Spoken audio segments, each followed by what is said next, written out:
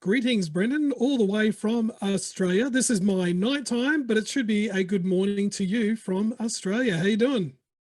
Very good, thank you. And it is my morning. It is your morning. Having a Hopefully coffee, not morning coffee. a morning coffee. I was going to say, hopefully not too early in the morning, but your time is very precious today, and I do appreciate your time in advance. But I'm really excited to meet you because I watched a little film which I really enjoyed called The Cellar, which is actually going to Shutter streaming services exclusively from April 15th. And look, I had a lot of fun with this film, so I'm very excited to say hello to you. And on the actual making of this film, you're labeled as the film's director, writer, and even executive producer. So you've Oh yeah, really well, tech carried it. producers a little bit. Yeah, absolutely. The So tech you've really, producer is something they give out these days to everybody like sweet. there you go. You can be an executive producer if you want to, totally.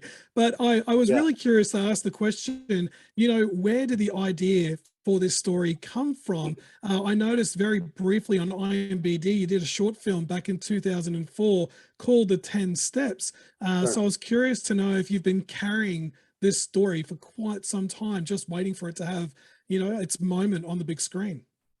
Well, I suppose if you were to call 16 years quite some time. Yeah, I made that film in 2004 and Yeah. we realized I still work with the same producer, we own the same company, but we realized that it was quite a special film at the time because it won Best Short at the Sitges Fantastic Film Festival, which is a hardcore horror film festival in Europe. And it also in the same month won Best Short at the New York International Children's Film Festival. So, and it won many more genre awards and more children's awards. Amazing. It's taught in schools, it's taught on the curriculum in Barcelona till this day. I only Yeah. found this out yesterday. So, we sort of realized that it was special because of the broad range, the way it was able to hit a broad audience. And then, over the years as well, I saw many comments on different online platforms where people were asking, I wonder what happens next. And Mm. so, yeah, I've tried in 2007, I wrote a version of the short, which was just an extended version of the short.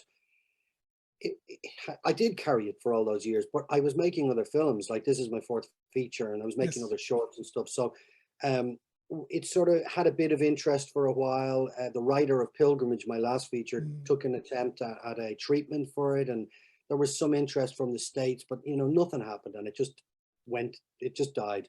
Mm. And then when I finished Pilgrimage, I just felt the time was right to make a commercial film. To be honest with you, I thought like this is time to make a commercial film and something fun as well. Like my daughter is 10, is always asking me what my other films are about, and to be honest with you, they're demented. They're like not for children at all. So I thought it would be good to revisit this film, which was a family sort of movie, even though it's a horror film. It's still for all ages. Yes. um, and so, yeah, I started writing this probably 2016 and it went through many different versions. But yeah, I Yeah. mean, 2016, I probably had the finished version 2019, the end of 2019, and then we were going to shoot it 2020 and COVID happened. So, Yes. Yep. so Yep. that's been the journey. So it's been a long journey, but also quite challenging. And as soon as I saw the film's poster, as soon as I heard about this film, my jaw dropped because of your leading lady in this film, Sure. Alicia Yeah. Cuthbert. How did you get her to star in this horror film? Did it take a bit of convincing, or did she hear about this film and she went, "I'm so keen to do this film"? Was she very excited, or how did she get involved in this film? Well, sometimes, and it's weird in this business. I mean, I'm not great at this, but it is about who not who but it's about connections. And Mm. Owen Mackin, who's the lead, Brian, the other lead, playing opposite her, Yes. is like we know Owen really well. I think Owen's actually in Australia at the moment, but he's shooting. I think it's called Le Bray. Yep. Anyway, so Owen was in my first feature, Savage, in a smaller role, and I've known him since, and the producers know him very well. One of the producers produced his feature. He was directing a feature there about 2 years ago called Here Are the Young Men. So we've known Owen for years. So Owen was brilliant to work with him in a leading role now because he's gone from strength to strength. Sure And has. his agent happened to be Alicia's agent. And that's Wow. how easy it was. So Wow. it was like okay, so we can get the script to her immediately. Yeah, oh yeah, and she like already within a day, I'm on a Zoom. So that's how easy it was. Now look, that wouldn't have mattered if Alicia was um difficult or didn't like the script, or but she was really nice. I can't say enough nice things about her. She's really easy to work with, and and really talented too. Yeah. 100%. And she is absolutely brilliant in this film. I really enjoyed the presence that she brought on the big screen. She's just absolutely tremendous. And out of curiosity, because you did mention briefly, you had, obviously COVID come up while you're trying to make this film. How long did it actually take to make this film from start to finish? The films, the feature films for me anyway, I've noticed up till now, were all taking between 4 years between each film. And that was always for different reasons. Some of them, the editing process was very difficult. There was a lot of notes that went on for ages.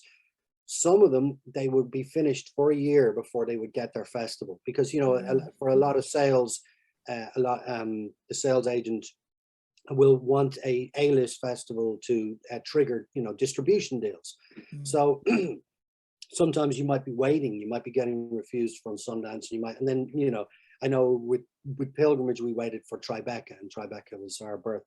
But with this one, we were supposed to shoot in the summer of 2020, and then COVID happened, so that stopped it. We finally got up and running again, still with a very serious COVID situation in November, December of 2020. Ireland was in a level 5 lockdown. Very soon after that, the whole country completely, we got the worst amount of cases. We really were lucky. We only had one case. We were testing 3 times a week. But anyway, it was pretty. It was nerve-wracking as well. Not as much about will we get it and we're not vaccinated. It was more that if this is shut down just before Christmas, Alicia has to go back to the States, and then to get her back to quarantine for 2 more weeks, it's very expensive. And to get the film up and running again, look, we would have done it, but I was nerve-wracked, But then what happened was we finished it. I edited it completely online like this, on a remotely. And then we all got vaccinated and we were able to travel. So I was able to go to Belgium where the post-production, a lot of it was being done. So I finished the film probably July, August July in 2021. And then we sat on it, through Toronto, Sundance, and then we found out just at Christmas that we were in South by Southwest. So that's when we came out. And then obviously we're getting it, because having a film in a festival and then its cinema release can also be a year later as well, because you can have a whole year of festivals. So we're lucky that this is going quickly. It's getting released quite quickly. Yeah. Yeah, absolutely. And I do need to apologize during the interview. There's actually someone mowing their yard. Here in Australia, it's bright and sunny and it's always hot. So someone, of course, is mowing. So I apologize in advance if I there's any can't hear feedback it. there. Oh, good. Let's keep it that way. I'm praying for that. But apart from obviously dealing with COVID, what were some of the other challenges you had while trying to make the film? But I was also curious to ask maybe what the most outstanding positive experience was while making the film too. It's hard to escape from COVID, because what I'll say is COVID was difficulty casting, difficulty wearing masks all day long, difficulty testing, difficulty having to stay away from your family for 7 weeks, difficult, it's like a lot of different things. But it also was better for the film in many ways, because without COVID, we would have shot in the summertime, and that would have meant there would have been daylight up till 11:30. I would have Yes. had we can't shoot past 12 o'clock here because the expense of shooting a night shoot is too much. So Mm. I can shoot up till 12 midnight, So I would have had to get those night scenes and to have them, instead of just putting black on the windows, which isn't that nice. We want to, have Yeah. moonlight coming through, and you get a bit of depth to everything. And I would have been building tents outside. It would have been the expense of it would have been a Mm. nightmare. And I think sometimes because we were under a lot of time pressure, I think I would have been just putting black on the windows. Yeah. So because we shot in November, I was able to shoot 5 hours daylight, have our midday break for an hour, it's lunch or dinner, whatever you want to call it, and then get 5 hours of nighttime. So it was brilliant. Also, we had to shoot in a very small county in Ireland, Roscommon, because of one of our funders is the RAP fund, which incentivizes shooting outside of Dublin, decentralizing the filmmaking process. So we had to shoot in a small little county called Roscommon.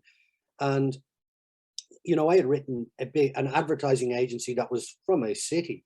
And I thought, I'm never going to find that in Roscommon. But Roscommon County Council is this futuristic, amazing building.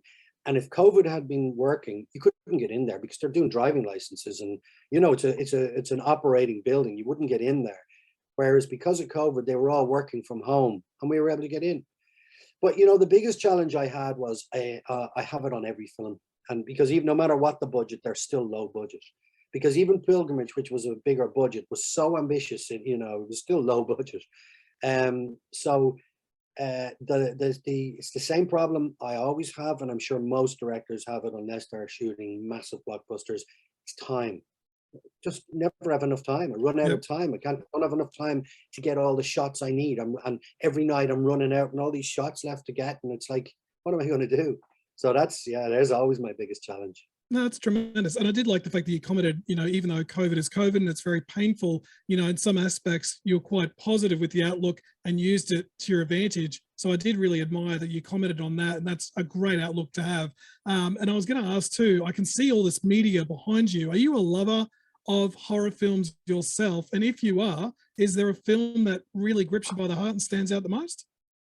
Well, I have a list here of films that have influenced me, not my favorite films, but films that have influenced me over the years.